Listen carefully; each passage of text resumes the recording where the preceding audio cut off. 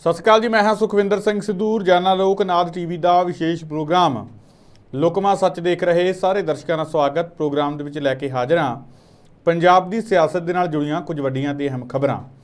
ਸਭ ਤੋਂ ਪਹਿਲਾਂ ਗੱਲਬਾਤ ਕਰਾਂਗੇ ਕਿ ਬੀਤੀ ਰਾਤ ਗ੍ਰਿਫਤਾਰ ਕੀਤੇ ਸਾਬਕਾ ਮੰਤਰੀ ਸੁੰਦਰ ਸ਼ਾਮ ਅਰੋੜਾ ਨੂੰ ਅਦਾਲਤ ਦੇ ਵਿੱਚ ਪੇਸ਼ ਕੀਤਾ ਗਿਆ।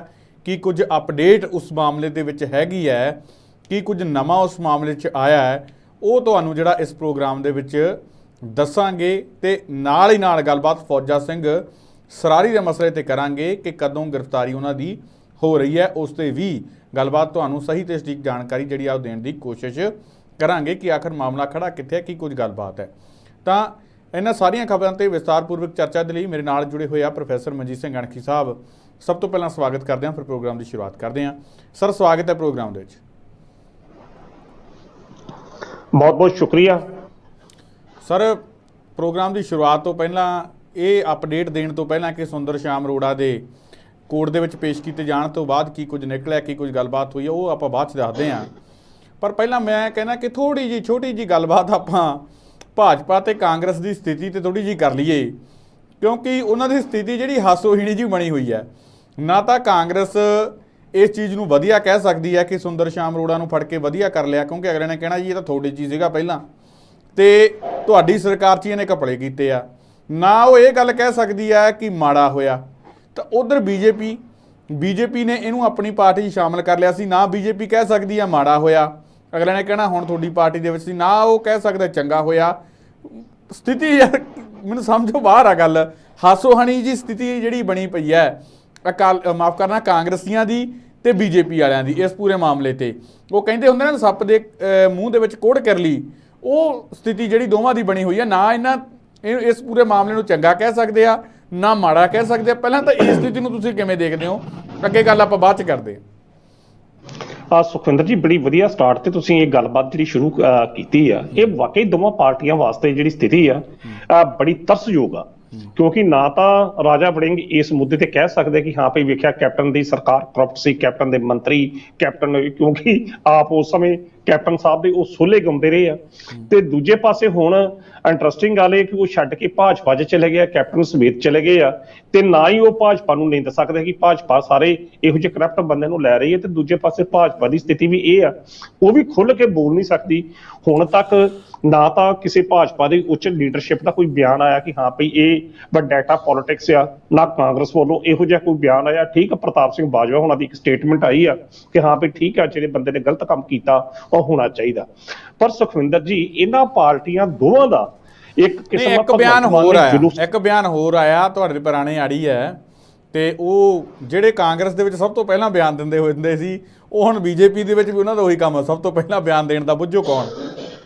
ਡਾਕਟਰ ਰਾਜਕੁਮਾਰ ਵੇਰਕਾ। ਮੈਨੂੰ ਪਤਾ ਜੀ, ਉਹਨਾਂ ਦਾ ਸੁਭਾਅ ਹੀ ਇਦਾਂ ਦਾ। ਜੀ ਜੀ, ਉਹਨਾਂ ਦਾ ਵੀ ਬਿਆਨ ਆਇਆ। ਉਹ ਕਹਿੰਦੇ ਅਸੀਂ ਇਸ ਨੂੰ ਨਾ ਮਾੜਾ ਕਹਿਣਾ ਨਾ ਚੰਗਾ ਕਹਿਣਾ। ਬਿਲਕੁਲ ਜੀ, ਬਿਲਕੁਲ। ਮਤਲਬ ਜੋ ਮਰਜ਼ੀ ਆ, ਭਗਵੰਤ ਸਿੰਘ ਮਾਨ ਦੇ ਇਸ ਬੌਂਸਰ ਦੋਵਾਂ ਪਾਰਟੀਆਂ ਨੂੰ ਮੈਂ ਕਹਿੰਦਾ ਕਿ ਚਿੱਤ ਕਰਕੇ ਰੱਖ ਛੱਡਿਆ। ਨਾ ਉਹਨਾਂ ਨੂੰ ਬੋਲਣ ਜੋਗਾ ਛੱਡਿਆ, ਨਾ ਉਹਨਾਂ ਨੂੰ ਬੋਲਣ ਜੋਗਾ ਛੱਡਿਆ। ਸੁਖਵਿੰਦਰ ਜੀ, ਇਹੋ ਜਿਹੀ ਸਥਿਤੀ ਅੱਜ ਤੱਕ ਮੈਂ ਕਦੇ ਇਹੋ ਜਿਹੀ ਪਾਰਟੀਆਂ ਦੀ ਵੇਖੀ ਨਹੀਂ ਕਿ ਇੱਕ ਕੈਬਨਿਟ ਮੰਤਰੀ, ਸਾਬਕਾ ਕੈਬਨਿਟ ਮੰਤਰੀ ਕੈਪਟਨ ਅਮਰਿੰਦਰ ਸਿੰਘ ਦਾ ਯਾਰ ਔਰ ਕੈਪਟਨ ਅਮਰਿੰਦਰ ਸਿੰਘ ਦੇ ਰਾਜ ਕਾਲ ਸਮੇਂ ਪੂਰੀ ਤੂਤੀ ਬੋਲਦੀ ਹੋਵੇ। ਤੇ ਫਿਰ ਹੁਣ ਉਸ ਪਾਰਟੀ 'ਚ ਜਿਹੜੀ ਪਾਰਟੀ ਦਾ ਸਾਰੇ ਦੇਸ਼ ਦੇ ਉੱਤੇ ਰਾਜ ਹੋਵੇ ਤੇ ਅਮਿਤ ਸ਼ਾਹ ਦਾ ਦਬਕਾ ਚੱਲਦਾ ਹੋਵੇ, ਹੁਣ ਉਸ ਪਾਰਟੀ 'ਚ ਉਹਦੇ ਹੱਕ 'ਚ ਬੋਲਣ ਵਾਲਾ ਨਹੀਂ। ਤਾਂ ਇਸ ਦਾ ਭਾਵ ਇਹ ਆ ਸੁਖਵਿੰਦਰ ਜੀ, ਜਿਹੜੀ ਮੈਂ ਗੱਲ ਲੱਗਾ ਕਹਿਣ ਕਿ ਭਗਵੰਤ ਸਿੰਘ ਮਾਨ ਦੀ ਸਰਕਾਰ ਨੇ, ਬਾਕੀ ਗੱਲ ਬਾਅਦ 'ਚ ਕਰਾਂਗੇ, ਕਿ ਇਹਨਾਂ ਦੋਵਾਂ ਪਾਰਟੀਆਂ ਨੂੰ ਨੰਗਿਆਂ ਕਰਕੇ ਰੱਖ ਦਿੱਤਾ ਕਿ ਇਹ ਦੋਵੇਂ ਇਸ ਹਮਾਮ ਦੇ ਵਿੱਚ ਦੋਵੇਂ ਇੱਕੋ ਤਰ੍ਹਾਂ ਦੀਆਂ ਨੇ ਔਰ ਕੀ ਕੁਝ ਕਿਸ ਤਰੀਕੇ ਨਾਲ ਲੁੱਟ ਮਚਾਉਂਦੇ ਨੇ। ਹੁਣ ਸਥਿਤੀ ਇਹ ਹੈ ਕਿ ਭਾਜਪਾ ਸੱਪ ਦੇ ਮੂੰਹ 'ਚ ਆਈ ਕੋੜ ਕਿਰਲੀ। ਜੇ ਭਾਜਪਾ ਇਹਨਾਂ ਨੂੰ ਬਾਹਰ ਕੱਢਦੀ ਆ, ਜਿਸ ਤਰੀਕੇ ਨਾਲ ਬੀਤੇ ਦਿਨਾਂ ਦੇ ਵਿੱਚ ਇਹ ਗੱਲ ਕਹੀ ਗਈ ਸੀ ਕਿ ਜਦੋਂ ਤੁਹਾਨੂੰ ਯਾਦ ਹੋਵੇਗਾ ਕਿ ਜਦੋਂ ਕੈਪਟਨ ਅਮਰਿੰਦਰ ਸਿੰਘ ਹੁਣੀ ਭਾਜਪਾ 'ਚ ਗਏ ਤੇ ਭਾਜਪਾ ਦੇ ਨਾਲ 4-5 ਮੰਤਰੀ ਜਿਹੜੇ ਸਾਬਕਾ ਜਾਣੇ ਸੀ, ਪਰ ਉਦੋਂ ਪਤਾ ਲੱਗਾ ਕਿ ਭਾਜਪਾ ਕਹਿੰਦੀ ਅਸੀਂ ਭ੍ਰਿਸ਼ਟ ਮੰਤਰੀ ਨੂੰ ਆਪਣੇ ਨਾਲ ਨਹੀਂ ਜੋੜਨਾ। ਤਾਂ ਇਸ ਕਰਕੇ ਤਾਂ ਹੁਣ ਜੇਕਰ ਭ੍ਰਿਸ਼ਟ ਮੰਤਰੀ ਰਿਸ਼ਵਤ ਦਿੰਦਾ ਰੰਗੇ ਹੱਥੀਂ ਫੜਿਆ ਗਿਆ, ਜਿਹੜਾ ਪਾਰਟੀ ਦੇ ਵਿੱਚ ਪਹਿਲਾਂ ਸ਼ਾਮਲ ਹੋ ਚੁੱਕਾ, ਤਾਂ ਫਿਰ ਭਾਜਪਾ ਦਾ ਇਹਦੇ ਸੰਬੰਧੀ ਸਟੈਂਡ ਕੀ ਹੋਏਗਾ, ਇਹ ਭਾਜਪਾ ਨੂੰ ਹੁਣ ਸਪਸ਼ਟ ਕਰਨਾ ਪਵੇਗਾ। ਦੂਜੇ ਪਾਸੇ ਕਾਂਗਰਸ ਪਾਰਟੀ ਨੂੰ ਇਹ ਸਥਿਤੀ ਆਪਣੀ ਸਾਫ਼ ਕਰਨੀ ਪਏਗੀ ਕਿ ਜਿਹੜੀ ਆ ਮੌਜੂਦਾ 17-18 ਵਿਧਾਇਕਾਂ ਦੀ ਕਾਂਗਰਸ ਆ, ਇਹਨਾਂ ਦੀ ਉਹ ਜਿਹੜੇ ਸਾਬਕਾ ਮੰਤਰੀ ਜਿਹੜਾ ਇਹਨਾਂ ਦੇ ਸੰਗੀ ਸਾਥੀ ਆ ਉਹਨਾਂ ਦੀ ਇਹਨਾਂ ਦੇ ਪ੍ਰਤੀ ਭੂਮਿਕਾ ਕਿਹੋ ਜਿਹੀ ਰਹੀ ਆ ਕਿ ਖੁੱਲ ਕੇ ਬੋਲਣਗੇ ਜਾਂ ਖੁੱਲ ਕੇ ਨਹੀਂ ਬੋਲਦੇ। ਸੋ ਸਥਿਤੀਆਂ ਸੁਖਵਿੰਦਰ ਜੀ ਭਗਵੰਤ ਮਾਨ ਨੇ ਦੋਵਾਂ ਪਾਰਟੀਆਂ ਵਾਸਤੇ ਬੜੀਆਂ ਤਰਸਯੋਗ ਜਿਹੜੀਆਂ ਉਹ ਪੈਦਾ ਕਰ ਦਿੱਤੀਆਂ ਨੇ। ਪਰ ਇਸ ਹਮਾਮ ਦੇ ਵਿੱਚ ਜੋ ਕੁਝ ਵੀ ਮੈਂ ਕਹਿ ਸਕਦਾ ਕਿ ਇਸ ਹਮਾਮ 'ਚ ਸੁਖਵਿੰਦਰ ਜੀ ਸਾਰੇ ਨੰਗੇ ਆ। ਚਲੋ ਜਦੋਂ ਆਪਾਂ ਸਟਾਰਟ ਤੇ ਤੁਸੀਂ ਫੌਜਾ ਸਿੰਘ ਸਰਾਰੀ ਵਾਲੀ ਗੱਲ ਕੀਤੀ, ਉਸ ਮੁੱਦੇ ਤੇ ਵੀ ਆਮ ਆਦਮੀ ਪਾਰਟੀ ਨੂੰ ਫਿਰ ਆਪਣਾ ਸ਼ੀਸ਼ਾ ਵਿਖਾਉਣ ਦੀ ਲੋੜ ਹੈਗੀ, ਉਹ ਗੱਲ ਆਪਾਂ ਬਾਅਦ 'ਚ ਕਰਦੇ ਜੀ। ਬਿਲਕੁਲ ਬਿਲਕੁਲ। ਤਾਂ ਸਰ ਹੁਣ ਅਦਾਲਤ ਦੇ ਵਿੱਚ ਪੇਸ਼ ਕੀਤਾ ਗਿਆ ਸੀਗਾ ਤਾਂ ਕਹਿੰਦੇ ਕਿ ਉੱਥੇ 3 ਦਿਨ ਦਾ ਰਿਮਾਂਡ ਮਿਲਿਆ, ਵਿਜੀਲੈਂਸ ਨੇ ਕਹਿੰਦੇ 7 ਦਿਨ ਦਾ ਰਿਮਾਂਡ ਜਿਹੜਾ ਮੰਗਿਆ ਸੀਗਾ, ਪਰ ਰਿਮਾਂਡ ਜਿਹੜਾ ਉਹ 3 ਦਿਨ ਦਾ ਮਿਲਿਆ। ਕੀ ਲੱਗਦਾ ਹੈ ਕਿ ਇਸ 3 ਦਿਨਾਂ ਦੇ ਦੌਰਾਨ ਕੋਈ ਵੱਡੇ ਖੁਲਾਸੇ ਹੋਣਗੇ? ਕਿਉਂਕਿ ਜੇ ਉਹ ਵਿਜੀਲੈਂਸ ਨੂੰ, ਕਿਉਂਕਿ ਮੇਰੀ ਜਦੋਂ ਉਹੀ AIG ਸਾਹਿਬ ਮਨਮੋਹਨ ਕੁਮਾਰ ਜੀ ਦੇ ਨਾਲ ਗੱਲਬਾਤ ਹੋਈ, ਜੋ ਕਿ ਆਪਣੇ ਬਹੁਤ ਦਰਸ਼ਕਾਂ ਨੇ ਦੇਖ ਵੀ ਲਈ ਹੈ, ਉਹਨਾਂ ਦੇ ਨਾਲ ਮੇਰੀ ਇੰਟਰਵਿਊ ਹੋਈ ਹੈ ਅੱਜ ਇਸੇ ਮਸਲੇ ਨੂੰ ਲੈ ਕੇ। ਉਹ ਕਹਿੰਦੇ ਕਿ ਜਦੋਂ ਅਸੀਂ ਇਹਨੂੰ ਸਵਾਲ ਪੁੱਛੇ ਤਾਂ ਕਹਿੰਦੇ ਇਹ ਥਿੜਕ ਗਏ, ਉੱਥੇ ਇਹ ਘਬਰਾਹਟ ਮਹਿਸੂਸ ਕਰਨ ਲੱਗੇ। ਦੂਜੇ ਦਿਨ ਹੀ ਕਹਿੰਦੇ ਇਹ ਮੇਰੇ ਕੋਲੇ ਪਹੁੰਚ ਗਏ ਪੈਸਿਆਂ ਦੀ ਆਫਰ ਕਰਨ, ਤੇ ਅਗਲੇ ਦਿਨ ਕਹਿੰਦੇ ਪੈਸੇ ਲੈ ਕੇ ਪਹੁੰਚ ਗਏ। ਤਾਂ ਸਾਫ਼ ਹੈ ਕਿ ਜੇ ਪੈਸੇ ਦੇਣ ਆਏ ਆ, ਜੇ AIG ਕਹਿੰਦੇ ਕਿ ਇਹ ਘਬਰਾਹਟ ਮਹਿਸੂਸ ਕਰ ਰਹੇ ਸੀ, ਕੁਛ ਨਾ ਕੁਛ ਜਿਹੜਾ ਉਹ ਨਵਾਂ ਸੀਗਾ, ਕੁਛ ਨਾ ਕੁਛ ਖਾਮੀ ਜਿਹੜੀ ਜ਼ਰੂਰ ਸੀ, ਕੁਛ ਨਾ ਕੁਛ ਦਾਲ ਦੇ ਵਿੱਚ ਕਾਲਾ ਜਿਹੜਾ ਉਹ ਜ਼ਰੂਰ ਸੀਗਾ। ਤਾਂ ਕੀ ਲੱਗਦਾ ਕਿ ਇਹਨਾਂ 3 ਦਿਨਾਂ ਦੇ ਦੌਰਾਨ, ਹਾਲਾਂਕਿ ਗ੍ਰਿਫਤਾਰ ਤਾਂ ਉਹਨਾਂ ਨੂੰ ਸਿਰਫ ਔਰ ਸਿਰਫ ਰਿਸ਼ਵਤ ਦੇਣ ਦੇ ਕਰਕੇ ਹੀ ਕੀਤਾ ਗਿਆ, ਹਾਲਾਂਕਿ ਜਾਂਚ ਦੇ ਵਿੱਚ ਕੋਈ ਖਾਮੀ ਦੇ ਕਰਕੇ ਨਹੀਂ ਕੀਤਾ ਗਿਆ, ਪਰ ਜਿਸ ਤਰੀਕੇ ਦੇ ਨਾਲ ਵੱਡਾ ਸਵਾਲ ਇਹ ਹੈ ਕਿ ਪੈਸੇ ਦੇਣ ਗਏ ਸੀ, ਇਹਦਾ ਮਤਲਬ ਸਾਫ਼ ਹੈ ਕਿ ਦਾਲ 'ਚ ਕੁਝ ਕਾਲਾ ਸੀਗਾ। ਤਾਂ ਲੱਗਦਾ ਕਿ ਉਸ ਪੂਰੇ ਮਾਮਲੇ ਦੇ ਵਿੱਚ ਕੁਝ ਵੱਡਾ ਜਿਹੜਾ ਨਿਕਲ ਸਕਦਾ ਹੈ, ਕੁਝ ਵੱਡੇ ਖੁਲਾਸੇ ਜਿਹੜੇ ਇਸ 3 ਦਿਨਾਂ ਦੇ ਦੌਰਾਨ ਹੋ ਸਕਦੇ ਆ। ਸੁਖਵਿੰਦਰ ਜੀ, ਜਿਸ ਤਰੀਕੇ ਨਾਲ ਵਿਜੀਲੈਂਸ ਨੇ 7 ਦਿਨ ਦਾ ਰਿਮਾਂਡ ਮੰਗਿਆ ਸੀ, ਪਰ 19 ਤਰੀਕ ਤੱਕ ਰਿਮਾਂਡ ਮਿਲਿਆ 3 ਦਿਨ ਦਾ। ਇਹਦੇ ਵਿੱਚ ਹੁਣ ਵਿਜੀਲੈਂਸ ਇਸ ਗੱਲ ਤੇ ਜ਼ੋਰ ਦੇਗੀ ਕਿ ਹਾਂ ਭਈ ਉਹ ਜਿਹੜਾ 1 ਕਰੋੜ ਰੁਪਈਆ ਦੇਣਾ ਸੀ, ਇਹ 50 ਲੱਖ ਰੁਪਈਆ ਕਿੱਥੋਂ ਆਇਆ ਤੇ ਉਹ 50 ਲੱਖ ਰੁਪਈਆ ਕਿੱਥੇ ਹੈ ਜਿਹੜਾ ਦੇਣਾ ਸੀ। ਨੰਬਰ 2, ਕਿਹੜੇ ਕੇਸ ਦੇ ਵਿੱਚ ਉਹ ਛਡਵਾਉਣ ਦਾ ਯਤਨ ਕਰ ਰਹੇ ਸਨ, ਇਹ ਜਿਹੜੀ ਹਵਾਲੇ ਦੀ ਰਕਮ ਆ ਜਾਂ ਕਿਹੜੀ ਰਕਮ ਆ, ਜਿਹੜੀ ਤਾਂ 50 ਲੱਖ ਤਾਂ ਉਹਨਾਂ ਨੇ ਬਰਾਮਦ ਕਰ ਲਈ। ਬਾਕੀ ਹੁਣ ਕੁਦਰਤੀ ਤੌਰ ਤੇ 1 ਕਰੋੜ ਦੀ ਜੇਕਰ ਗੱਲ ਹੋਈ ਆ ਤਾਂ ਉਹ ਬਾਕੀ 50 ਲੱਖ ਕਿਹਦੇ ਕੋਲ? ਨੰਬਰ 2, ਮੁਹਾਲੀ ਦੇ ਇੱਕ ਤਗੜਾ ਜਿਹੜਾ ਇੰਡਸਟਰੀਲਿਸਟ ਆ ਜਿਹਦੀ ਗੱਡੀ ਵਰਤੀ ਗਈ, ਉਹ ਇਸ ਕੇਸ ਦੇ ਵਿੱਚ ਕਿੱਥੋਂ ਤੱਕ ਇਨਵੋਲਵ ਹੈਗਾ, ਇਹਦੇ ਸੰਬੰਧੀ ਜਾਣਕਾਰੀ ਜਾਂ ਇਹਦੇ ਸੰਬੰਧੀ ਵੀ ਜਾਂਚ ਜਿਹੜੀ ਆ ਉਹ ਕੀਤੀ ਜਾਣੀ ਆ। ਸੋ ਸੁਖਵਿੰਦਰ ਜੀ, ਕਹਿਣ ਦਾ ਅਰਥ ਆ ਕਿ ਇਹ 3 ਦਿਨ ਵਿਜੀਲੈਂਸ ਵਾਸਤੇ ਬੜੇ ਮਹੱਤਵਪੂਰਨ ਦਿਨ ਹੋਣਗੇ। ਹੁਣ ਉਹ ਜਿਹੜੀ ਜਾਂਚ ਜਿਹਦੇ ਸਬੰਧ ਦੇ ਵਿੱਚ ਸ਼ਾਮ ਸੁੰਦਰ ਅਰੋੜੇ ਨੂੰ ਸੱਦਿਆ ਜਾ ਰਿਹਾ ਸੀ, ਹੁਣ ਉਹਦੀਆਂ ਤਹਿਵਾਂ ਵੀ ਖੁੱਲਣਗੀਆਂ, ਕਿਉਂਕਿ ਉਹ ਕੇਸ ਅਜੇ ਪਤਾ ਨਹੀਂ ਕਿੱਧਰ ਕੇ ਤਨ ਪੱਤਰ ਲੱਗਣਾ ਹੀ, ਕੀ ਪਤਾ ਬਚ ਹੀ ਜਾਂਦਾ। ਪਰ ਜੇਕਰ ਅੰਦਰ, ਜਿਸ ਤਰ੍ਹਾਂ ਕਹਿੰਦੇ ਕਿ ਪਾਪੀ ਦੇ ਬੰਦਾ ਨਹੀਂ ਕੰਮਦਾ, ਬੰਦੇ ਦੇ ਪਾਪ ਕੰਬਦੇ ਆ, ਸ਼ਾਇਦ ਉਹਦੇ ਪਾਪ ਇੰਨੇ ਜ਼ਬਰਦਸਤ ਸੀ ਕਿ ਉਹਦਾ ਉਹ ਮਾਨਸਿਕ ਤੌਰ ਤੇ ਸਾਹਮਣੇ ਨਹੀਂ ਕਰ ਪਾਇਆ। ਸ਼ਾਮ ਸੁੰਦਰ ਅਰੋੜਾ ਤੇ 50 ਲੱਖ ਦੀ ਰਾਸ਼ੀ ਲੈ ਕੇ ਉੱਥੇ ਪਹੁੰਚ ਗਿਆ। ਹੁਣ ਕੁਦਰਤੀ ਤੌਰ ਤੇ ਵਿਜੀਲੈਂਸ ਉਹਨਾਂ ਕੇਸਾਂ ਦੀ ਜਾਂਚ ਬਰੀਕੀ ਨਾਲ ਕਰੇਗੀ ਜਿਨ੍ਹਾਂ ਦੇ ਉੱਤੇ ਇਲਜ਼ਾਮ ਜਿਹੜੇ ਸ਼ਾਮ ਸੁੰਦਰ ਅਰੋੜੇ ਤੇ ਲੱਗ ਰਹੇ ਆ, ਚਾਹੇ ਉਹ JCT ਮਿੱਲ ਦੀ ਜ਼ਮੀਨ ਦਾ ਮਸਲਾ ਹੋਵੇ, ਚਾਹੇ ਵਸੀਲਿਆਂ ਤੋਂ ਵੱਧ ਆਮਦਨ ਦੇ ਜਿਹੜੇ ਹੋਰ ਚੀਜ਼ਾਂ ਅਪਣਾ ਕੇ ਜੋ ਕੁਝ ਉਹਨਾਂ ਨੇ ਕਮਾਇਆ ਜਾਂ ਉਹਦਾ ਹੋਵੇ। ਹੁਣ ਜਾਂਚ ਜਿਹੜੀ ਹੈ ਸੁਖਵਿੰਦਰ ਜੀ ਬੜੀ ਬਰੀਕੀ ਨਾਲ ਚੱਲੇਗੀ। 8A ਦਾ ਮੁਕੱਦਮਾ ਰਿਸ਼ਵਤ ਦੇਣ ਦੇ ਸੰਬੰਧ ਚ ਦਰਜ ਹੋਇਆ, ਪਰ ਹੁਣ ਉਹ ਜਿਹੜੀਆਂ 2 ਜਾਂਚਾਂ ਨੇ ਜਿਨ੍ਹਾਂ ਦੇ ਸੰਬੰਧੀ 1 ਕਰੋੜ ਇਹ ਮਿੰਟ ਚ ਦੇਣਾ ਮੰਨ ਗਿਆ। ਸੁਖਵਿੰਦਰ ਜੀ, ਆਪੇ ਹਿਸਾਬ ਲਾ ਲਓ ਕਿ ਉਸ ਕੇਸ ਦੇ ਵਿੱਚ ਜਿਹਦਾ ਕੇਸ ਦੇ ਸੰਬੰਧੀ ਇਨਕੁਆਇਰੀ ਚੱਲਦੀ ਪਈ ਆ, ਕਿੰਨੇ ਕਰੋੜ ਦਾ ਘਪਲਾ ਹੋ ਗਿਆ, ਜਿਸ ਕਰਕੇ ਇੰਨਾ ਡਰ ਗਿਆ ਸ਼ਾਮ ਸੁੰਦਰ ਅਰੋੜਾ ਵਰਗੇ ਮੰਤਰੀ ਕਿ ਆਪ ਹੀ 50 ਲੱਖ ਪਹੁੰਚ ਗਿਆ ਤੇ ਮੈਨੂੰ ਇਸ ਕੇਸ ਦੇ ਵਿੱਚੋਂ ਬਾਹਰ ਕੱਢੋ। ਸੋ ਹੁਣ ਵਿਜੀਲੈਂਸ ਇਹਨਾਂ 3 ਦਿਨਾਂ ਦੇ ਵਿੱਚ ਇਹ ਜਾਂਚ ਕਰੇਗੀ, ਇੱਕ ਤਾਂ 50 ਲੱਖ ਵਾਲੀ, ਤੇ ਦੂਜਾ ਤੁਸੀਂ ਜਿੱਥੇ ਤੱਕ ਮੈਨੂੰ ਲੱਗਦਾ 1 ਅੱਧੇ ਦਿਨ ਦੇ ਵਿੱਚ ਹੁਣ ਵਿਜੀਲੈਂਸ ਸ਼ਾਮ ਸੁੰਦਰ ਅਰੋੜਾ ਤੇ ਹੋਰ ਮੁਕੱਦਮੇ ਦਰਜ ਕਰੇਗੀ ਜਿਨ੍ਹਾਂ ਦਾ ਸੰਬੰਧ JCT ਮਿੱਲ ਦੇ ਉਸ ਘਪਲੇ ਦੇ ਨਾਲ ਤੇ ਆਮਦਨ ਤੋਂ ਵੱਧ ਵਸੀਲਿਆਂ ਤੋਂ ਜਿਹੜੀ ਜਾਇਦਾਦ ਇਕੱਤਰ ਕਰਨ ਦਾ ਮੁੱਦਾ, ਉਹ ਵੀ ਪਰਚੇ ਹੁਣ ਜਲਦ ਤੋਂ ਜਲਦ ਇਹਦੇ ਉੱਤੇ ਦਰਜ ਕੀਤੇ ਜਾਣਗੇ। ਇਹ ਹੁਣ 3 ਦਿਨ ਦੇ ਰਿਮਾਂਡ ਤੋਂ ਬਾਅਦ ਇਹ ਮਤ ਸਮਝੀਏ ਕਿ ਸ਼ਾਮ ਸੁੰਦਰ ਅਰੋੜਾ ਹੁਣ ਬਹੁਤ ਜਲਦੀ ਬਾਹਰ ਆ ਜਾਣਗੇ, ਕਿਉਂਕਿ ਇੱਕ ਕੇਸ ਤਾਂ ਹੋ ਗਿਆ, ਬਾਕੀ ਉਹ 2 ਕੇਸ ਜਿਹੜੇ ਨੇ ਜਿਨ੍ਹਾਂ ਦੀ ਅਜੇ ਜਾਂਚ ਚੱਲਦੀ ਪਈ ਸੀ, ਹੁਣ ਵਿਜੀਲੈਂਸ ਉਹਨਾਂ ਮਾਮਲਿਆਂ 'ਚ ਵੀ ਤੇਜ਼ੀ ਲਿਆਊਗੀ ਤਾਂ ਜੋ ਇਸ ਨੂੰ ਨੱਪਿਆ ਜਾ ਸਕੇ ਜਾਂ ਤੋਂ ਜਿਹੜਾ ਅੰਤਰਲਾ ਸੱਚ ਆ ਉਹ ਬਾਹਰ ਲਿਆਂਦਾ ਜਾ ਸਕੇ। ਹੁਣ ਇਹਦੇ ਵਿੱਚ ਇਹ ਵੀ ਗੱਲ ਨਾਲ ਆ ਕਿ ਜਿਸ ਬੰਦੇ ਦੀ ਗੱਡੀ ਵਰਤੀ ਗਈ, ਕਿਉਂਕਿ ਗੱਡੀ ਕਹਿੰਦੇ ਮੁਹਾਲੀ ਤੋਂ ਪਹਿਲਾਂ ਹੋਰ ਵਰਤੀ ਗਈ, ਫਿਰ ਅੱਗੇ ਹੋਰ ਵਰਤੀ ਗਈ, ਉਸ ਇੰਡਸਟਰੀਲਿਸਟ ਦਾ ਨਾਮ ਜਿਹੜਾ ਕਾਫੀ ਚਰਚਿਤ ਨਾਮ ਜਿਹੜਾ ਚੱਲਦਾ ਪਿਆ, ਉਹਦੀ ਪੁੱਛਗਿੱਛ ਵੀ ਹੋਏਗੀ। ਰਕਮ ਦੀ ਹਵਾਲੇ ਦੀ ਵੀ ਗੱਲ ਹੋਏਗੀ ਕਿ ਇਹ ਰਕਮ ਹਵਾਲੇ ਰਾਹੀਂ ਆਈ ਜਾਂ ਕਿੱਥੋਂ ਆਈ ਆ। 2-2 ਹਜ਼ਾਰ ਦੇ ਨੋਟ ਜਾਂ 500 ਦੇ ਨੋਟ ਆਉਣੇ, 50 ਲੱਖ ਦੀ ਰਾਸ਼ੀ ਲੈ ਕੇ ਪੇਸ਼ ਕਰਨੀ ਕੋਈ ਮਾਮੂਲੀ ਗੱਲ ਨਹੀਂ ਹੈ। ਸੋ ਵਿਜੀਲੈਂਸ ਇਹਨਾਂ ਸਾਰੀਆਂ ਤੱਥਾਂ ਨੂੰ ਹੁਣ ਪੇਸ਼ ਕਰੇਗੀ, ਕਿਉਂਕਿ ਕਾਰਨ ਇਹ ਆ ਕਿ ਜਿਸ ਤਰੀਕੇ ਨਾਲ ਵਿਜੀਲੈਂਸ ਨੇ ਇਸ ਗੱਲ ਨੂੰ ਕਹਿ ਕੇ ਆਪਣੀ ਪਿੱਠ ਥਾਪੜੀ ਆ। ਔਰ ਦੂਸਰੇ ਪਾਸੇ ਜਦੋਂ ਸ਼ਾਮ ਸੁੰਦਰ ਅਰੋੜਾ ਅਦਾਲਤ 'ਚ ਪੇਸ਼ ਹੋਏ ਤਾਂ ਰੋਂਦੇ ਵਿਖਾਈ ਦਿੱਤੇ ਨੇ, ਭਾਵੁਕ ਹੁੰਦੇ ਵਿਖਾਈ ਦਿੱਤੇ ਨੇ। ਠੀਕ ਆ, ਬੰਦਾ ਜਦੋਂ ਫਸਦਾ ਬਹੁਤ ਕੁਝ ਹੁੰਦਾ, ਉਹ ਅਲੱਗ ਤਰ੍ਹਾਂ ਦੀ ਗੱਲਾਂ ਨਹੀਂ। ਹੁਣ ਵਿਜੀਲੈਂਸ ਇਹ ਕੋਸ਼ਿਸ਼ ਕਰੇਗੀ ਕਿ ਏਡੀ ਜਲਦੀ ਇਹ ਮਸਲਾ ਜਿਹੜਾ ਕਿ ਇਹ ਤਨ ਪੱਤਰ ਨਾ ਲੱਗੇ, ਬਲਕਿ ਪੂਰਨ ਤੋਂ ਪੂਰਨ ਡੂੰਘਾਈ ਤੋਂ ਜਾ ਕੇ ਜਾਂਚਾਂ ਜਿਹੜੀਆਂ ਚੱਲਦੀਆਂ ਨੇ ਉਹਨਾਂ ਨੂੰ ਸਾਹਮਣੇ ਲਿਆਂਦਾ ਜਾਵੇ, ਤਾਂ ਇਸ ਵਿਅਕਤੀ ਦੇ ਉੱਤੇ ਹੋਰ ਮੁਕੱਦਮੇ ਜਿਹੜੇ ਦਰਜ ਕਰਕੇ ਜਿਹੜੀ ਭ੍ਰਿਸ਼ਟਾਚਾਰ ਵਿਰੋਧੀ ਮੁਹਿੰਮ ਜਿਹੜੀ ਚਲਾਈ ਜਾ ਰਹੀ ਹੈ ਉਹਨੂੰ ਨੱਥ ਪਾਈ ਜਾ ਸਕੇ। ਬਿਲਕੁਲ ਬਿਲਕੁਲ। ਤਾਂ ਇੱਕ ਵਧੀਆ ਕਾਰਵਾਈ ਆਪਾਂ ਕਹਿ ਸਕਦੇ ਹਾਂ ਸਰਕਾਰ ਦੀ, ਜੇ ਇਸ ਵਾਲੇ ਪਾਸੇ ਨੂੰ ਚੱਲਿਆ ਜਾਂਦਾ। ਔਰ ਇਹ ਵੀ ਉਮੀਦ ਕਰਦੇ ਹਾਂ ਕਿ ਪੰਜਾਬ ਨੂੰ ਲੁੱਟ ਖਸੁੱਟ ਕਰਨ ਵਾਲੇ ਲੋਕਾਂ ਨੂੰ ਸਿਰਫ ਗ੍ਰਿਫਤਾਰ ਕਰਕੇ ਇਹ ਨਹੀਂ ਕਿ ਥੋੜ੍ਹੇ ਦਿਨਾਂ ਬਾਅਦ ਜ਼ਮਾਨਤ ਮਿਲ ਜਾਵੇ, ਪਰ ਕੇਸ ਨੂੰ ਇਸ ਤਰੀਕੇ ਦੇ ਨਾਲ ਰੱਖਣਾ ਚਾਹੀਦਾ ਅਦਾਲਤ ਦੇ ਵਿੱਚ ਵੀ ਔਰ ਇਨਵੈਸਟੀਗੇਸ਼ਨ ਦੇ ਦੌਰਾਨ ਵੀ, ਔਰ ਜਿਹਦੇ ਤੋਂ ਇਹ ਸਾਫ਼ ਹੋ ਜਾਵੇ ਕਿ ਵਾਕਈ ਇਹਦੇ ਵਿੱਚ ਇਨਸਾਫ ਹੋਇਆ ਔਰ ਪੰਜਾਬ ਨੂੰ ਲੁੱਟ ਖਸੁੱਟ ਕਰਨ ਵਾਲੇ ਲੋਕਾਂ ਨੂੰ ਜਿਹੜੀ ਉਹ ਢੁਕਵੀਂ ਸਜ਼ਾ ਮਿਲੇ। ਤਾਂ ਇਹ ਇੱਕ ਪੱਖ ਸਰਕਾਰ ਦਾ ਇਸ ਪੱਖ ਤੋਂ ਬਹੁਤ ਵਧੀਆ ਆਪਾਂ ਕਹਿ ਸਕਦੇ ਹਾਂ ਕਿ ਸਰਕਾਰ ਦੀ ਜਿਹੜੀ ਆ ਉਹ ਕਾਰਗੁਜ਼ਾਰੀ ਚੱਲ ਰਹੀ ਹੈ।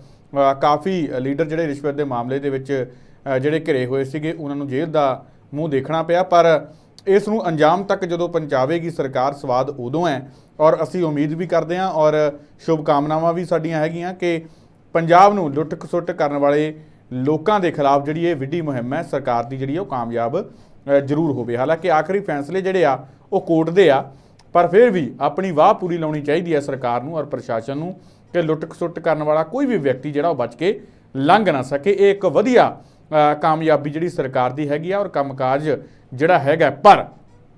ਪਰ ਮੈਂ ਇਸ ਲਈ ਕਿਹਾ ਕਿਉਂਕਿ ਉਹਨਾਂ ਦੇ ਆਪਣੇ ਦੋ ਮੰਤਰੀਆਂ ਦੇ ਉੱਪਰ, ਇੱਕ ਤਾਂ ਸਾਬਕਾ ਹੋ ਗਏ ਆ ਵਿਜੇ ਸਿੰਗਲਾ ਜੀ, ਇੱਕ ਤਾਂ ਉਹਦੇ ਉੱਪਰ ਕੋਈ ਸਟੈਂਡ ਨਹੀਂ।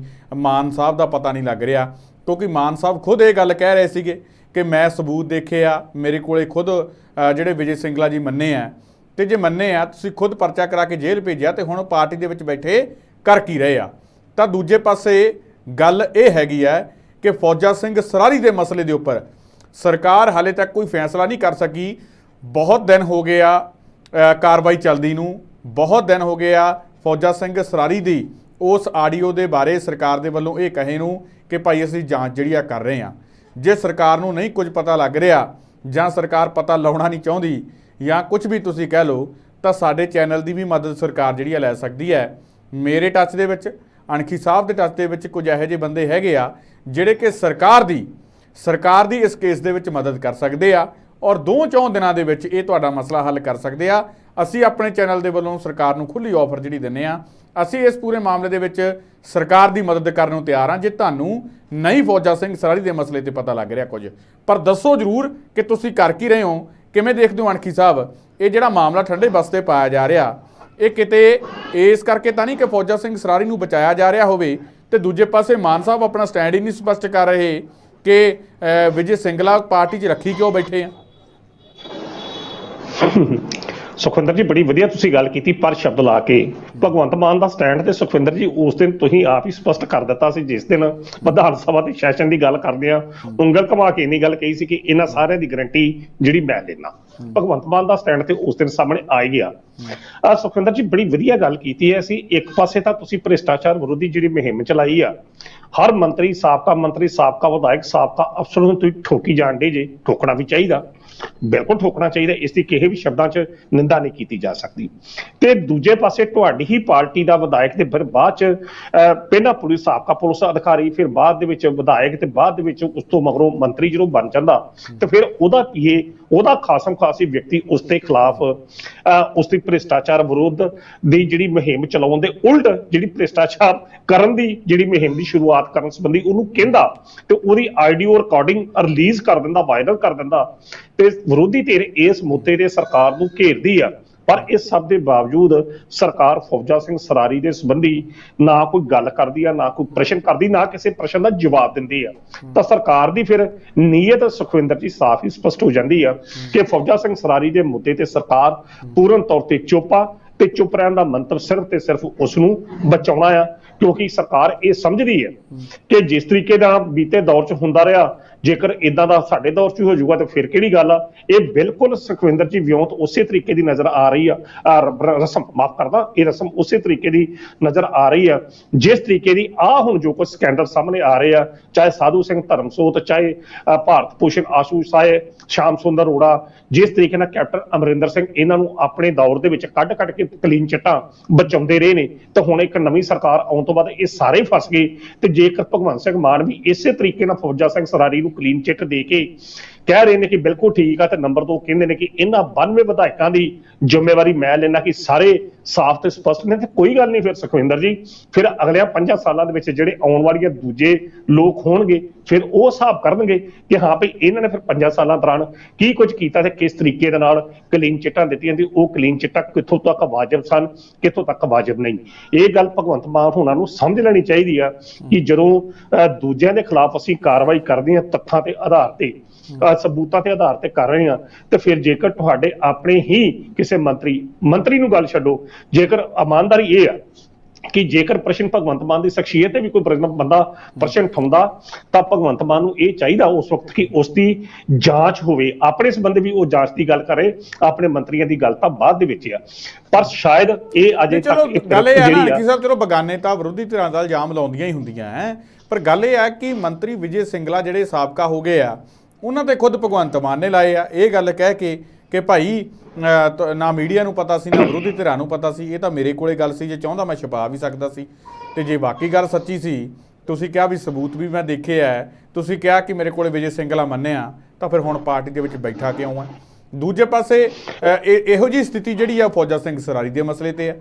ਫੌਜਾ ਸਿੰਘ ਸਰਾਰੀ ਦੀ ਵੀ ਆਡੀਓ ਉਹਦੇ ਨਾਲ ਵਾਇਰਲ ਹੋਈ ਹੈ ਜਾਂ ਉਹਨੇ ਕੀਤੀ ਹੈ ਜਿਹੜਾ ਕਿ ਉਹਦਾ ਆਪਦਾ OSD ਸੀ ਔਰ ਆਮ ਆਦਮੀ ਪਾਰਟੀ ਦਾ ਫੌਜਾ ਸਿੰਘ ਸਰਾਰੀ ਤੋਂ ਪਹਿਲਾਂ ਦਾ ਵਲੰਟੀਅਰ ਹੈ, ਔਰ ਫੌਜਾ ਸਿੰਘ ਸਰਾਰੀ ਨੂੰ ਪਾਰਟੀ ਦੇ ਵਿੱਚ ਲੈ ਕੇ ਆਉਣ ਵਾਲਾ ਵੀ ਉਹੀ ਹੈ, ਔਰ ਦੋਵੇਂ ਚੀਜ਼ਾਂ ਸੇਮ ਨੇ, ਔਰ ਇੱਥੇ ਇਹਨਾਂ ਨੂੰ ਸਟੈਂਡ ਸਪਸ਼ਟ ਕਰਨਾ ਪਊਗਾ। ਦੇਖੋ ਬਹੁਤ ਸਾਰੇ ਪੰਜਾਬ ਦੇ ਲੁੱਟਣ ਵਾਲੇ ਲੋਕਾਂ ਨੂੰ ਜਿਵੇਂ ਮੈਂ ਕਹਿ ਕੇ ਹਟਿਆ ਕਿ ਸਰਕਾਰ ਕਾਰਵਾਈ ਉਹਨਾਂ ਤੇ ਕਰ ਰਹੀ ਹੈ, ਪਰ ਕੋਰਟ ਦੇ ਵਿੱਚ ਜਾ ਕੇ ਵੀ ਉਸੇ ਤਰੀਕੇ ਦੇ ਨਾਲ ਵਧੀਆ ਤਰੀਕੇ ਨਾਲ ਕਾਰਵਾਈ ਨਿਭਾਉਣੀ ਚਾਹੀਦੀ ਹੈ। ਇਹ ਨਹੀਂ ਕਿ ਜਿਹੜਾ ਉਹ ਜ਼ਮਾਨਤ ਲੈ ਜਾਣ। ਚਲੋ ਕਾਰਵਾਈ ਜੇ ਮੁੱਢਲੀ ਕਾਰਵਾਈ ਦੇ ਤੌਰ ਤੇ ਦੇਖੀਏ ਤਾਂ ਵਧੀਆ ਕਾਰਗੁਜ਼ਾਰੀ ਜਿਹੜੀ ਸਰਕਾਰ ਦੀ ਹੋ ਸਕਦੀ ਹੈ ਇਸ ਪੂਰੇ ਮਸਲੇ ਤੇ, ਪਰ ਇਹ ਕਾਰਗੁਜ਼ਾਰੀ ਉਦੋਂ ਜ਼ੀਰੋ ਹੋ ਜਾਂਦੀ ਹੈ ਅਣਖੀ ਸਾਹਿਬ ਜਦੋਂ ਜਿਹੜੀ ਸਰਕਾਰ ਆਪਣੇ ਬੰਦਿਆਂ ਤੇ ਉਹਨਾਂ ਹੀ ਦੋਸ਼ਾਂ ਦੇ ਵਿੱਚ ਘਿਰੇ ਹੋਏ ਬੰਦਿਆਂ ਤੇ ਕੋਈ ਕਾਰਵਾਈ ਨਾ ਕਰੇ। ਸੁਖਵਿੰਦਰ ਜੀ ਚਲੋ ਤੁਸੀਂ ਜੇ ਸਰਕਾਰ ਦੀ ਗੱਲ ਕਰ ਰਹੇ, ਭਗਵੰਤ ਮਾਨ ਦੀ ਇੰਨੀ ਗੱਲ ਕਰ ਰਹੇ ਜੇ ਕਿ ਭਗਵੰਤ ਮਾਨ ਨੇ ਕਿਹਾ ਕਿ ਵਿਜੇ ਸਿੰਗਲਾ ਉਹਨਾਂ ਦੇ ਕੋਲ ਆਣ ਕੇ ਮੰਨੇ, ਆਡੀਓ ਮੈਂ ਨੱਪ ਵੀ ਸਕਦਾ ਸਾਂ, ਇਹ ਵੀ ਕਰ ਸਕਦਾ, ਉਹ ਵੀ ਕਰ ਸਕਦਾ। ਮੈਨੂੰ ਤਾਂ ਸੁਖਵਿੰਦਰ ਜੀ ਅਜੇ ਤੱਕ ਇਹੋ ਹੀ ਨਹੀਂ ਸਮਝ ਲੱਗੀ। ਅਗਲਾ ਪੱਖ ਜਿਹੜਾ ਤੁਹਾਨੂੰ ਬਿਆਨ ਜ਼ਰੂਰ ਕਰਨਾ ਚਾਹੀਦਾ ਕਿ ਵਿਜੇ ਸਿੰਗਲਾ ਕਹਿੰਦਾ ਕਿ ਇਹ ਪਾਰਟੀ ਵਿਰੁੱਧ ਸਾਜ਼ਿਸ਼ ਆ। ਬੰਦਾ ਪੁੱਛੇ ਕਿ ਤੇਰੇ ਹੀ CM ਤੈਨੂੰ ਬਾਹਰ ਕੱਢਣ ਦੇ, ਉਹਨੇ ਚੈਲੰਜ ਇੱਥੋਂ ਤੱਕ ਕਰਤਾ ਕਿ ਕੋਈ ਬੰਦਾ, ਦੇਖੋ ਨਾ ਤੁਸੀਂ ਕਿਹਾ, ਨਾ ਮੈਂ ਕਿਹਾ, ਨਾ ਪ੍ਰਤਾਪ ਬਾਜਵੇ ਨੇ ਕਿਹਾ, ਨਾ ਸੁਖਬੀਰ ਬਾਦਲ ਨੇ ਕਿਹਾ, ਨਾ ਅਸ਼ਵਨੀ ਸ਼ਰਮਾ ਨੇ ਕਿਹਾ, ਕਿਸੇ ਨੇ ਵੀ ਨਹੀਂ ਕਿਹਾ। ਇਹ ਗੱਲ ਜਿਹੜੀ ਕਹੀ ਜਿਹੜੇ ਕਿ ਮੈਂ ਸਬੂਤ ਦੇਖੇ ਆ, ਮੇਰੇ ਕੋਲ ਵਿਜੇ ਸਿੰਗਲਾ ਮੰਨਿਆ, ਇਹ ਗੱਲ ਭਗਵੰਤ ਮਾਨ ਨੇ ਕਹੀ। ਦੋਸ਼ ਕੱਲੇ ਦੇ ਕੱਲੇ ਸਿਰਫ ਔਰ ਸਿਰਫ ਭਗਵੰਤ ਮਾਨ ਨੇ ਲਾਏ ਆ, ਔਰ ਦੂਜੇ ਪਾਸੇ ਵਿਜੇ ਸਿੰਗਲਾ ਇਹ ਗੱਲ ਕਹਿ ਰਹੇ ਆ ਕਿ ਭਾਈ ਇੱਕ ਵੀ ਬੰਦਾ ਜਿਹੜਾ ਕੋਈ ਮੇਰੇ ਖਿਲਾਫ ਇੱਕ ਵੀ ਪੈਸੇ ਦੀ ਜਿਹੜੀ ਕਰਪਸ਼ਨ ਸਾਬਤ ਕਰਕੇ ਦਿਖਾ ਦੇਵੇ। ਉਹਨੇ ਤਾਂ ਸਿੱਧੇ ਤੌਰ ਤੇ ਭਗਵੰਤ ਮਾਨ ਨੂੰ ਚੈਲੰਜ ਕੀਤਾ, ਭਗਵੰਤ ਮਾਨ ਫਿਰ ਚੁੱਪ ਨੇ। ਸੁਖਵਿੰਦਰ ਜੀ ਭਗਵੰਤ ਮਾਨ ਦੀ ਚੁੱਪੀ ਦਾ ਇਹੋ ਹੀ ਆ ਕਿ ਮੈਨੂੰ ਜਿਸ ਤਰੀਕੇ ਨਾਲ ਲੱਗਾ ਕਿ ਇਹ ਸਟਿੰਗ ਆਪਰੇਸ਼ਨ ਸੀ ਉਸ ਸਮੇਂ, ਜਿਸ ਤਰੀਕੇ ਨਾਲ ਪ੍ਰਤਾਪ ਸਿੰਘ ਬਾਜਵਾ ਕਹਿੰਦੇ ਨੇ ਉਹ ਇੱਕ ਡਰਾਮਾ ਸੀ ਕਿ ਜਿਸ ਤਰੀਕੇ ਨਾਲ ਸਿੱਧੂ ਮੂਸੇਵਾਲ ਦਾ ਕਤਲ ਤੋਂ ਬਾਅਦ ਸਰਕਾਰ ਬੈਕਫੁੱਟ ਤੇ ਜਾ ਰਹੀ ਸੀ, ਇਹੋ ਜਿਹੀ ਇੱਕ ਕਾਰਵਾਈ ਕਰਕੇ ਸੰਗਰੂਰ ਦੀ ਜਿਮਨੀ ਚੋਣ ਦੇ ਵਿੱਚ ਕੋਈ ਸਿਆਸੀ ਲਾਹਾ ਲੈਣ ਦੇ ਯਤਨ ਵਜੋਂ ਗੱਲਬਾਤ ਹੋ ਸਕਦੀ ਸੀ। ਉਹ ਗੱਲ ਸੁਖਵਿੰਦਰ ਜੀ ਚਲੋ ਇੱਕ ਅਲੱਗ ਵਿਸ਼ਾ। ਹੁਣ ਜਿਹੜੀ ਸਥਿਤੀ ਆ ਫੌਜਾ ਸਿੰਘ ਸਰਾਰੀ ਦੇ ਮੁੱਦੇ ਤੇ, ਫੌਜਾ ਸਿੰਘ ਸਰਾਰੀ ਦੇ ਮੁੱਦੇ ਤੇ ਉੱਤੇ ਇਹਨਾਂ ਦਾ ਆਪਣੀ ਹੀ ਪਾਰਟੀ ਦਾ ਵਲੰਟੀਅਰ ਬੋਲਦਾ ਪਿਆ, ਔਰ ਉਸ ਵਲੰਟੀਅਰ ਦੀ ਆਵਾਜ਼ ਹੀ ਜਿਹੜਾ ਕੋਈ ਸੁਣਨ ਨੂੰ ਤਿਆਰ ਨਹੀਂ। ਤੇ ਸ਼ਾਇਦ ਇਸੇ ਤਰੀਕੇ ਨਾਲ ਜਿਹੜੀ ਸਥਿਤੀ ਤੁਸੀਂ ਬਿਆਨ ਕੀਤੀ ਆ, ਇੱਥੇ ਭਗਵੰਤ ਮਾਨ ਖੁਦ ਹੀ ਆਪਣੀ ਆਵਾਜ਼ ਜਿਹੜੀ ਸੁਣਨ ਨੂੰ ਤਿਆਰ ਨਹੀਂ ਜਾਂ ਆਪਣੀ ਦੱਸੀ ਆਵਾਜ਼ ਨੂੰ ਉਹ ਭੁੱਲ ਚੁੱਕੇ ਆ ਕਿ ਹਾਂ ਵੀ ਮੈਂ ਇਹ ਕੁਝ ਕਿਹਾ ਸੀ ਤਾਂ ਮੈਨੂੰ ਹੁਣ ਯਾਦ ਨਹੀਂ। ਸੁਖਵਿੰਦਰ ਜੀ ਇਹ ਸਰਕਾਰ ਦਾ ਜਿਹੜਾ ਦੋਗਲਾ ਚਿਹਰਾ ਆ, ਸਰਕਾਰ ਨੂੰ ਆਉਂਦਿਆਂ ਦਿਨਾਂ 'ਚ ਮੁਸ਼ਕਲਾਂ ਦੇ ਵਿੱਚ ਪਾਏਗਾ। ਜਿਸ ਤਰੀਕੇ ਦੀ ਸਰਕਾਰ ਦੀ ਮੌਜੂਦਾ ਸਥਿਤੀ ਇਸ ਵੇਲੇ ਬਣ ਚੁੱਕੀ ਆ ਕਿ ਸਰਕਾਰ ਸਿਰਫ ਤੇ ਸਿਰਫ ਇੱਕ ਏਜੰਡੇ ਦੇ ਤਹਿਤ ਹੀ ਜਿਹੜੀਆਂ ਅਸੀਂ ਕਹਿ ਸਕਦੇ ਕਿ ਪੁਰਾਣੇ ਸਮੇਂ ਦੇ ਜਿਹੜੀਆਂ ਵਿਰੋਧੀ ਪਾਰਟੀਆਂ ਨੇ ਉਹਨਾਂ ਦੇ ਵਿੱਚ ਜੋ ਘਪਲੇਬਾਜ਼ੀ ਨੂੰ ਸਾਹਮਣੇ ਲਿਆਉਣ ਵਾਸਤੇ ਅਸੀਂ ਕਹਿ ਸਕਦੇ ਹਾਂ ਉਹ ਯਤਨ ਕਰ ਰਹੀ ਆ। ਪਰ ਸਰਕਾਰ ਨੇ ਜੇਕਰ ਆਪਣੇ ਇਸ ਦੋਗਲੇ ਚਿਹਰੇ ਨੂੰ ਲੋਕਾਂ ਦੇ ਵਿੱਚ ਜ਼ਿਆਦਾ ਚਰਚਿਤ ਨਾ ਹੋਣ ਦੇਣਾ ਤਾਂ ਸਰਕਾਰ ਨੂੰ ਫਿਰ ਫੌਜਾ ਸਿੰਘ ਸਰਾਰੀ ਦੇ ਮੁੱਦੇ ਤੇ ਕਾਰਵਾਈ ਕਰਨੀ ਚਾਹੀਦੀ ਆ। ਦੂਜੇ ਪਾਸੇ ਵਿਜੇ ਸਿੰਗਲਾ ਦੇ ਸਬੰਧ ਦੇ ਵਿੱਚ ਵੀ ਜਿਹੜਾ ਐਕਸ਼ਨ ਆ ਉਹ ਲਿਆ ਜਾਣਾ ਜ਼ਰੂਰੀ ਨਹੀਂ ਕਿ 10 ਕੁ ਦਿਨ ਤੱਕ ਉਹਨੂੰ ਜੇਲ੍ਹ 'ਚ ਭੇਜਿਆ, ਬਾਅਦ 'ਚ ਜ਼ਮਾਨਤ ਕਰਾ ਲਈ, ਬਾਅਦ 'ਚ ਉਹ ਬਾਹਰ ਆ ਗਿਆ, ਮੀਟਿੰਗਾਂ ਅਟੈਂਡ ਕਰਦਾ ਪਿਆ। ਫੌਜਾ ਸਿੰਘ ਸਰਾਰੀ ਵੀ ਜਾ ਕੇ ਮੀਟਿੰਗਾਂ ਜਿਹੜੀਆਂ ਨੇ ਬਤੌਰ ਮੰਤਰੀ ਉਸੇ ਤਰੀਕੇ ਦਾ ਅਟੈਂਡ ਕਰਦੇ ਪਏ ਨੇ, ਹਾਲਾਂਕਿ ਭ੍ਰਿਸ਼ਟਾਚਾਰ ਦੇ ਦੋਸ਼ ਲੱਗੇ ਨੇ ਔਰ ਉਹਨਾਂ ਦੀ ਆਪਣੀ ਪਾਰਟੀ ਦੇ ਲਾਏ ਨੇ। ਤਾਂ ਦੋ ਗੱਲਾਂ ਨੇ ਸੁਖਵਿੰਦਰ ਜੀ, ਜਾਂ ਤਾਂ ਫਿਰ ਭਗਵੰਤ ਮਾਨ ਇਹ ਸਭ ਉਹਨਾਂ ਦੇ ਖਿਲਾਫ ਕਾਰਵਾਈ ਕਰਨ ਤੋਂ ਪੂਰਨ ਤੌਰ ਤੇ ਅਸਮਰੱਥ ਆ, ਤੇ ਜਾਂ ਫਿਰ ਇਹਦੀ ਜਿਹੜੀ ਜਿੰਨੀ ਵੀ ਸਕ੍ਰਿਪਟ ਜਿਹੜੀ ਲਿਖੀ ਜਾਂਦੀ ਆ ਉਹ ਚੰਡੀਗੜ੍ਹ 'ਚ ਨਹੀਂ ਲਿਖੀ ਜਾਂਦੀ, ਉਹ ਸਕ੍ਰਿਪਟ ਜਿਹੜੀ ਹੈ ਦਿੱਲੀ ਤੋਂ ਆਉਂਦੀ ਆ। ਜਿਸ ਤਰੀਕੇ ਨਾਲ ਦਿੱਲੀ ਦੇ ਸਕ੍ਰਿਪਟ ਰਾਈਟਰ ਉਹ ਸਕ੍ਰਿਪਟ ਲਿਖ ਕੇ ਇਹਨਾਂ ਨੂੰ ਭੇਜਦੇ ਆ, ਉਸੇ ਤਰੀਕੇ ਦੀਆਂ ਸਥਿਤੀਆਂ ਜਿਹੜੀਆਂ ਬਿਆਨ ਹੋ ਜਾਂਦੀਆਂ। ਮੈਨੂੰ ਇਸ ਤਰ੍ਹਾਂ ਲੱਗਦਾ ਕਿ ਜਿਸ ਤਰੀਕੇ ਨਾਲ ਅਸੀਂ ਪਹਿਲਾਂ ਗੱਲ ਕੀਤੀ ਕਿ ਗੁਜਰਾਤ ਦੀ ਜਿਹੜੀ ਚੋਣ ਜਦੋਂ ਹੋਏਗੀ ਉਸ ਵਕਤ ਹੋ ਸਕਦਾ ਕਿ ਭਗਵੰਤ ਮਾਨ ਮਜਬੂਰੀ 'ਚ ਜਾਂ ਇੱਕ ਲੋਕਾਂ ਦੇ ਵਿੱਚ ਦਿਖਾਵਾ ਕਰਨ ਕਰਕੇ ਫੌਜਾ ਸਿੰਘ ਸਰਾਰੀ ਦੇ ਵਿਰੁੱਧ ਕੋਈ ਕਾਰਵਾਈ ਕਰਨ। ਜਿਸ ਤਰੀਕੇ ਨਾਲ ਬੀਤੇ ਦੌਰ 'ਚ ਚਰਚਾਵਾਂ ਸਨ ਕਿ ਹਾਂ ਵੀ ਇਸ ਮਸਲੇ ਦੀ ਜਾਂਚ ਹੋ ਰਹੀ ਆ, ਭਗਵੰਤ ਮਾਨ ਹੋਣਾ ਕੋਲ ਜਦੋਂ ਬਾਹਰੋਂ ਆਉਣਗੇ ਜਰਮਨ ਤੋਂ ਫਿਰ ਉਹ ਕਾਰਵਾਈ ਕਰਨਗੇ, ਉਹ ਸਾਰਾ ਕੁਝ ਖਤਮ ਹੋ ਚੁੱਕਾ। ਅਜੇ ਤੱਕ ਉਹ ਜਾਂਚ ਦਾ ਵੀ ਨਹੀਂ ਪਤਾ ਲੱਗਾ ਕਿ ਉਹ ਜਾਂਚ ਜਿਹੜੀ ਕਰਵਾਈ ਗਈ ਸੀ, ਜਿਸ ਤਰ੍ਹਾਂ ਹਰਪਾਲ ਸਿੰਘ ਚੀਮਾ ਕਹਿੰਦੇ ਸਨ ਕਿ ਉਹ ਆਈਡੀਓ ਦੀ ਵੀ ਜਾਂਚ ਹੋ ਰਹੀ ਆ, ਉਹ ਕਿਸੇ ਤਨ ਪੱਤਰ ਕੋਈ ਗੱਲ ਜਿਹੜੀ ਆ ਉਹ ਲੱਗੀ ਨਹੀਂ, ਜਾਂਚ ਦਾ ਵੀ ਪਤਾ ਨਹੀਂ, ਐਕਸ਼ਨ ਦੀ ਤਾਂ ਗੱਲ ਬਹੁਤ ਦੂਰ ਦੀ ਆ ਕਿ ਫੌਜਾ ਸਿੰਘ ਸਰਾਰੀ ਦੇ ਖਿਲਾਫ ਸਰਕਾਰ ਕੀ ਐਕਸ਼ਨ ਲੈ ਰਹੀ ਆ। ਉਹ ਜਿਹੜੀ ਜਾਂਚ ਚੱਲੀ ਉਹਦੇ ਸੰਬੰਧ ਵੀ ਬਿਲਕੁਲ ਚੁੱਪਚਾਪ ਆ।